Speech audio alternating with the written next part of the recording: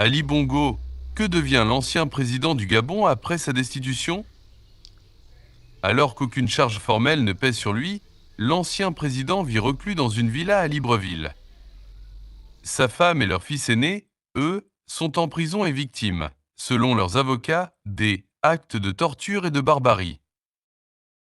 Des blindés légers barrent les accès de la luxueuse villa que des palmiers dissimulent à la vue des conducteurs circulant sur la route du front de mer, dans le quartier chic de la Sablière, à Libreville. C'est la Kali Bongo Ondimba, dit ABO, vit reclus depuis le coup d'État du 30 août 2023 mené par le chef de sa garde présidentielle, Brice Oligui Nguema. À la différence de sa femme, Sylvia, et de leur fils aîné, Noureddin, tous deux inculpés et emprisonnés, aucune charge formelle ne pèse sur les épaules de l'ancien président, 2009 à 2023. Cet entre-deux judiciaire, ni libre ni accusé, ainsi que les conditions de détention de l'ex-première dame et de leur fils sont un caillou dans la chaussure du général Oligui, avance un ancien ministre d'Abeho qui, comme beaucoup de nos interlocuteurs, préfère garder l'anonymat dès lors qu'il s'agit de critiquer la junte militaire. Du côté des autorités, on jure que le président retraité est libre de ses mouvements et qu'il peut notamment se rendre à l'étranger pour traiter médicalement les suites du grave accident vasculaire cérébral qu'il a subi en 2018.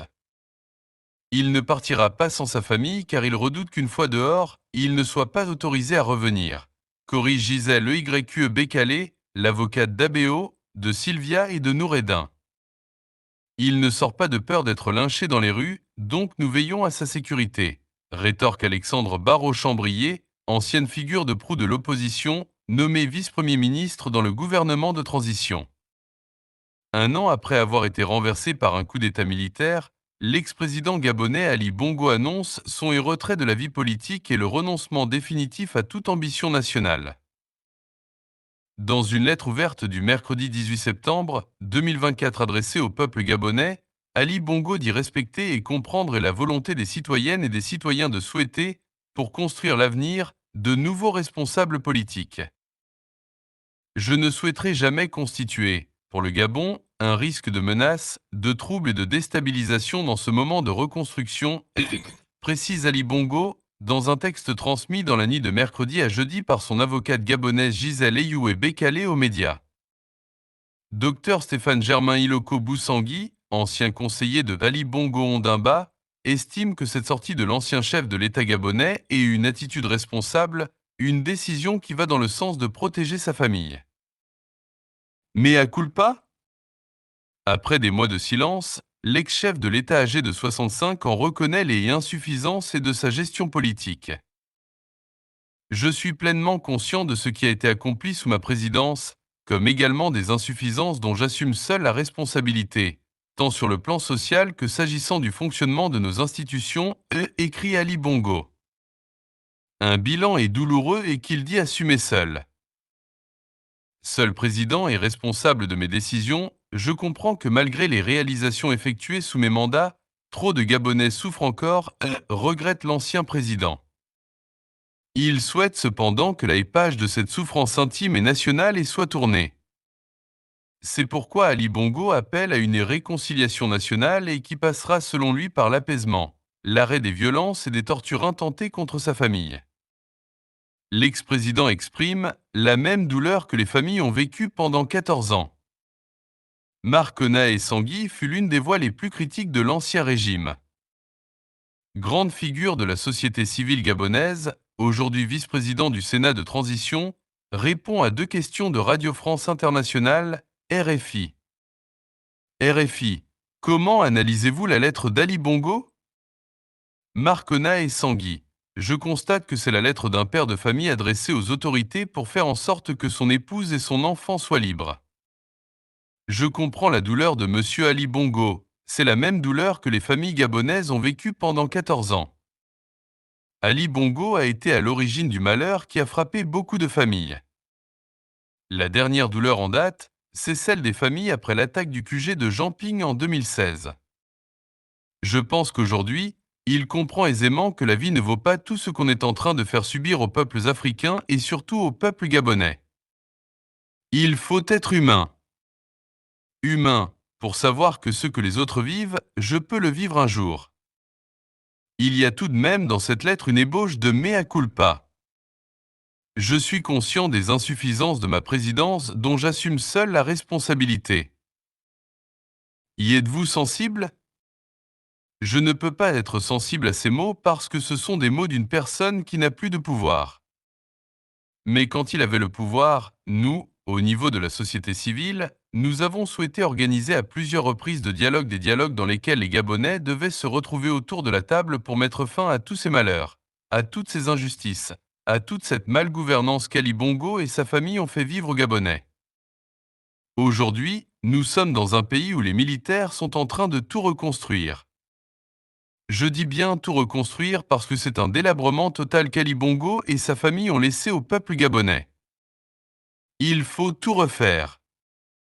RFI, reviendra sur ce processus de reconstruction. Ali Bongo se livre à un plaidoyer pour sa femme et son fils et il rappelle aussi qu'il n'est pas libre de ses mouvements. Pourquoi, lui, ne fait pas l'objet de poursuites judiciaires? Marcona et Sangui, il n'est pas libre de ses mouvements, c'est lui qui le dit. À plusieurs reprises, les autorités militaires ont souhaité qu'Ali Bongo aille poursuivre ses soins médicaux à l'international. Il a refusé. Il a refusé parce qu'il souhaite absolument que son fils et son épouse soient libres.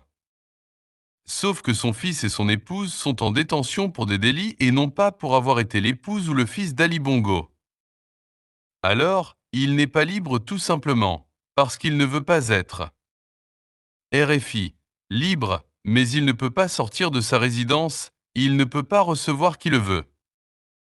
Marcona et Sangui, la preuve, à chaque délégation internationale, Ali Bongo est toujours visité par la délégation en question. La dernière délégation en date qui est passée à Libreville, c'est celle de l'Union africaine et Ali Bongo les a reçus. Fin de règne de la dynastie Bongo.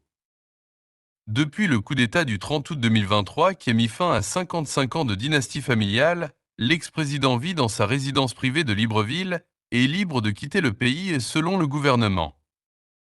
Cependant, son épouse Sylvia et son fils Noureddin sont détenus à la maison d'arrêt de Libreville. L'ancienne première dame âgée de 61 ans et son fils de 32 ans ont été inculpés pour des faits d'une extrême gravité, selon le pouvoir.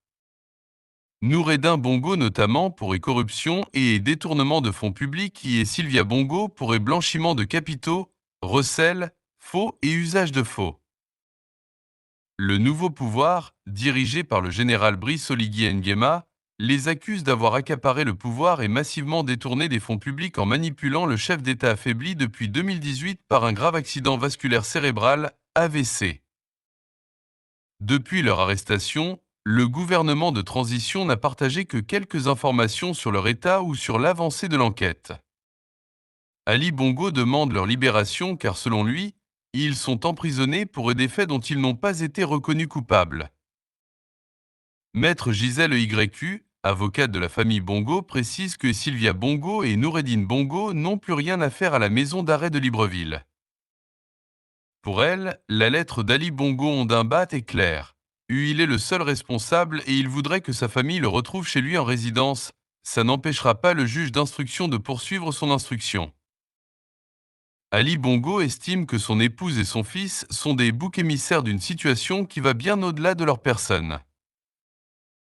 Leur emprisonnement et les sévices qu'ils subissent depuis plus d'une année vont bien au-delà de tout ce qu'une épouse et un fils ont à supporter, renchérit-il.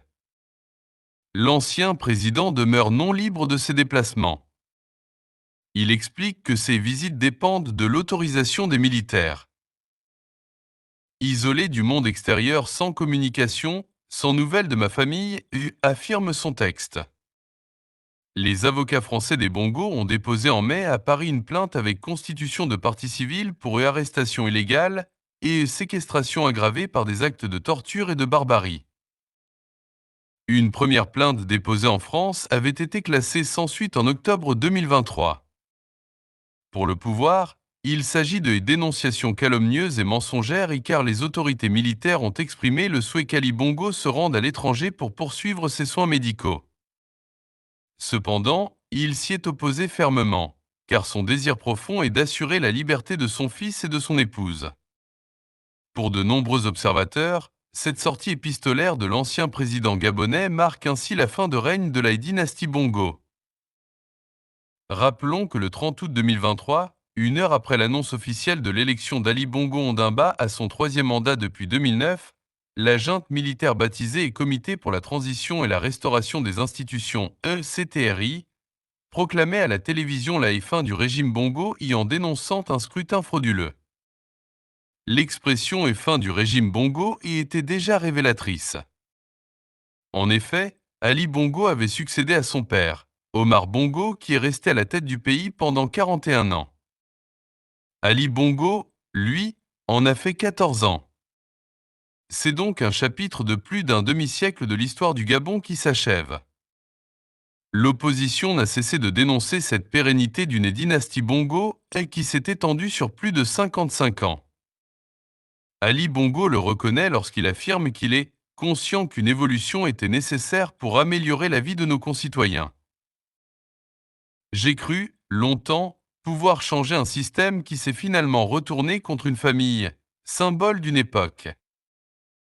L'adoption de la nouvelle constitution en étude marquera la première étape vers le retour à un régime civil promis par la junte militaire et la fin de la dynastie Bongo. La nouvelle loi fondamentale prévoit l'instauration d'un régime présidentiel sans Premier ministre, un mandat présidentiel de 7 ans renouvelable une fois avec obligation pour tout candidat d'être né de parents gabonais. Pour Dr Stéphane Germain Niloko Boussangui, ancien conseiller de Ali Bongo Ondimba, ce projet de loi en gestation est une constitution clivante qui doit être sanctionnée. Ce cadre du PDG estime que le projet de constitution divise parce que la nouvelle constitution prévoit un hyper-président et, en outre, elle est discriminatoire car, selon lui, et les infirmes sont éliminés de la course, les Gabonais de père ou de mère étrangers sont éliminés de la course. Pourtant, selon les autorités gabonaises, le processus fait partie du calendrier de transition de 2 ans présenté par le général Brice Oligui Nguema, qui conduira à l'élection présidentielle fixée à août 2025. Depuis la chute d'Ali Bongo Ondimba en août 2023, les autorités gabonaises ont entrepris des actions pour récupérer les biens acquis de manière illicite par l'ancien président et son entourage. Voici un aperçu des principales saisies effectuées. 1. Biens immobiliers en France. Villa à Nice, 6 propriétés situées dans le quartier UP de Cimier-Cap-de-Croix, acquises dans les années 1970 à 1980, d'une valeur estimée à 8 millions d'euros, ont été saisies. Hôtel particulier à Paris. Plusieurs résidences de luxe, notamment rue d'Osne dans le 16 arrondissement, ont été confisquées. Ces biens étaient détenus via des sociétés civiles immobilières, SCI, telles que la SCI Émeraude. 2. Biens mobiliers et liquidités au Gabon. Véhicules de luxe. Lors de l'opération Dignité, et 344 véhicules haut de gamme appartenant à des proches d'Ali Bongo ont été saisis. Fonds en espèces. Un montant de 7,2 milliards de francs CFA, environ 11 millions d'euros, a été récupéré lors de perquisitions effectuées chez des membres de l'entourage de l'ancien président. Ces mesures visent à restituer au peuple gabonais les ressources détournées et à renforcer la lutte contre la corruption. Les autorités continuent d'enquêter pour identifier et récupérer d'autres actifs illicitement acquis par la famille Bongo et ses proches, tant au Gabon qu'à l'étranger. C'est tout pour aujourd'hui. La question du jour est: Ali Bongo, vie discrète ou stratégie secrète après sa chute du pouvoir? Et laissez-nous vos commentaires en bas. Ne manquez pas de vous abonner et de partager la vidéo. Merci et à la prochaine.